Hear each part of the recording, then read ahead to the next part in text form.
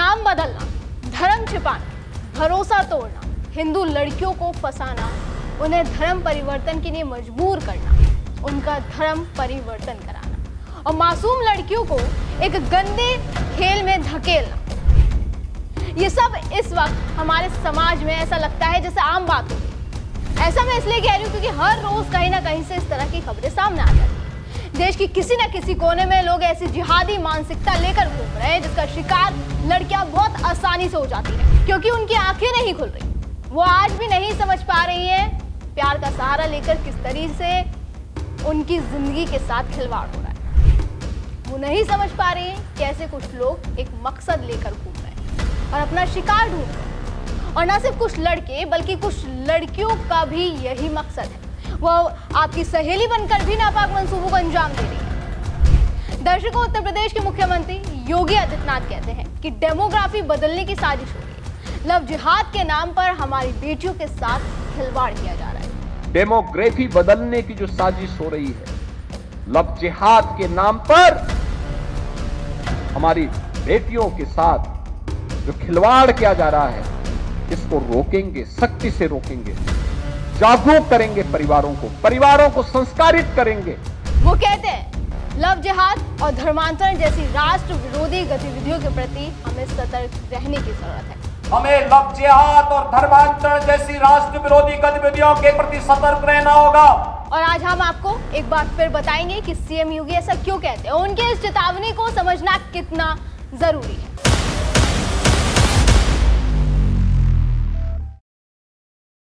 नमस्कार, मैं निकिता रस्तोगी, आप देख रहे हैं डीएनपी इंडिया। बीते दिनों यूपी के बस्ती में हुए एक धर्मांतरण का मामला सामने आया था। इस मामले की जब गहनता से जांच हुई तो एक बड़े षड्यंत्र का भांडाफोड़ हुआ।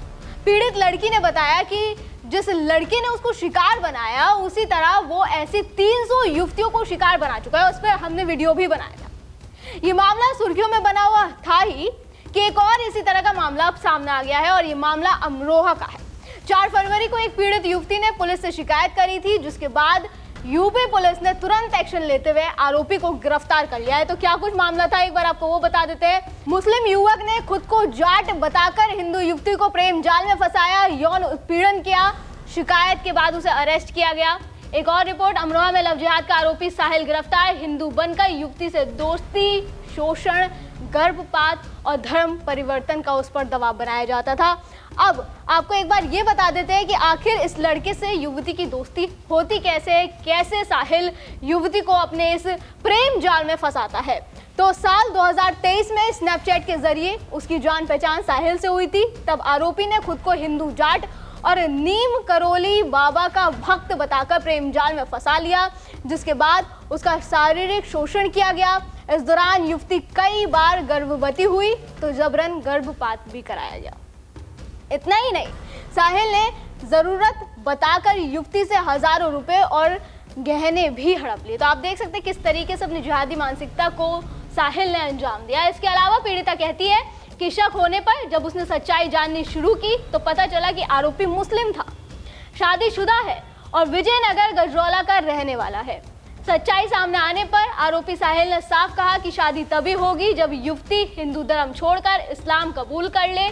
आरोपी द्वारा युवती को जान से मारने और अश्लील फोटो वीडियो वायरल करने की धमकियां भी दी गई। इस काम में आरोपी का साथी मित्र जुनैद भी शामिल था। पीड़िता ने इसे लव जिहाद की सुनियोजित साजिश बताते हुए सख्त कार्रवाई की मांग की, जिसके बाद यूपी पुलिस ने तुरंत एक्शन लेते हुए आरोपी को गिरफ्तार कर लिया है और फिलहाल और आरोपियों पर भी जांच जारी है। जैसे कि मैंने अभी ये बताया कि मित्र जुनैद उनका जो था इस पूरे षड्यंत्र में शामिल था। दर्शकों, ये खेल जब और भी ज्यादा भयानक हो जाता है जब हमारे देश के ही कुछ पार्टियों के नेता या इनडायरेक्टली पार्टी से ताल्लुक रखने वाले लोग इसमें शामिल होते हैं। जैसे कि मैंने शुरुआत में कहा था कि बस्ती में भी लव जिहाद और धर्मांतरण का गंदा खेल खेला जा रहा था। उस खेल का मास्टरमाइंड और कोई नहीं बल्कि AIMIM के नेता असफरुल हक उर्फ प्रिंस था। ये पीछे रिपोर्ट मेरे आप देख सकते हैं। 300 लड़कियों को बनाया शिकार। ये वही लड़का है जिसने 300 युवतियों को इस गंदे खेल में धकेलने की कोशिश की। हाथ में वो कलावा पहनता था और हिंदू लड़कियों को इस तरीके से धोखा देता था। कुछ दिन पहले एक पीड़िता ने एसपी अभिनंदन को एक लिखित शिकायत दी थी, जिसमें उसने ऑल इंडिया मजलिस इत्तेहादुल मुस्लिमीन यानी एआईएमआईएम के नेता असफरुल हक उर्फ प्रिंस के खिलाफ हुई संगीन आरोप लगाए थे, जिसमें पीड़िता को पहले आरोपी ने हिंदू बनकर नौकरी दिलाने का झांसा दिया, उसको प्रेम जाल में फंसाया और फिर उसके बाद उसे धर्मांतरण के गंदे खेल में धकेलने की कोशिश की गई। इसके अलावा अगर हम बात करें और भी पार्टियों की, सिर्फ एआईएमआईएम नहीं, और भी पार्टियां इस गंदे खेल में शामिल समय समय पर पाई गई है। बीते ही दिनों हमने आपको एक खबर सुनाई थी जिसमें सपा नेता आरोपी पाया गया था। उसने भी लव जिहाद की साजिश को अंजाम देने की कोशिश करी थी एक युवती के साथ, जिसकी खबर ये देख सकते हैं आप। जालौन में छात्रा के लापता होने से लोगों में आक्रोश, लव जिहाद से जोड़ते हुए सपा नेता पर अपहरण का आरोप, कोतवाली में घेराव तक हो गया था। बड़ा बवाल हुआ था इस खबर पर और यही थे वो सपा नेता जो अखिलेश यादव के साथ बड़ी ही मुस्कुराते हुए तस्वीर खिंचवाते हुए दिखाई दे रहे हैं। इनका नाम जहां तक मुझे ध्यान है रिजवान है और इन्होंने अपनी पावर का पूरा फायदा उठाया। इसके अलावा भी हम एक और पार्टी की अगर बात करें तो कांग्रेस नेता भी इसी तरह के आरोप में आरोपी पाया गया था। लव जिहाद के आरोप में कांग्रेस नेता का बेटा गिरफ्तार हुआ है और युवती के अश्लील फोटो वायरल करने की वो धमकी दे रहा था। कुछ दिन पहले की ये बात है, मुरादाबाद की खबर है। मुरादाबाद पुलिस ने अमरोहा के रहने वाले कांग्रेस नेता के बेटे को लव जिहाद के मामले में गिरफ्तार किया। आरोप है कि युवक ने नाम बदलकर युवती के साथ रिलेशनशिप बढ़ाई और कुछ अंतरंग फोटो व वीडियो बना लिए। इसके बाद धमकी देकर निकाह करने का दबाव बना रहा था। युवती की शिकायत के बाद मुरादाबाद पुलिस ने केस दर्ज कर आरोपी को गिरफ्तार कर न्यायालय के समक्ष पेश किया, जहां उसे जेल भेज दिया गया है। दर्शकों, हैरानी की बात तब और भी ज्यादा हो जाती है जब इनकी पार्टियां जो न्याय का चोला पहनकर घूमती हैं, जो महिला सुरक्षा को लेकर सरकार को घेरती है, उनके मुंह से इन मामलों पर एक लफ्ज नहीं निकलता। यहाँ पर भी अगर उनके दिमाग में सबसे पहले कोई चीज आती है तो वो है उनकी राजनीति। चाहे वो जिम जिहाद हो, केजीएमयू का मामला हो, वो हर बार इस तरह के मुद्दे पर बोलने से बचते हुए दिखाई देते हैं।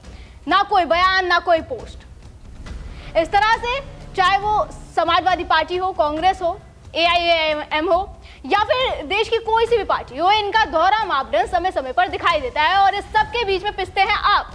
इसलिए अगर किसी को सबसे ज्यादा सतर्क रहने की जरूरत है तो वो आपको है, उन युवतियों को है जो इन जिहादियों के झांसे में आ जाती है। और ये खबर हम आपको पहले भी बता चुके हैं और जब तक बताते रहेंगे जब तक आपका आंखें नहीं खुल जाती। दर्शकों, फिलहाल आज की वीडियो में बस इतना ही। फिर होगी मुलाकात। आप देखते रहे जीएनपी इंडिया, हर खबर भरोसे के साथ।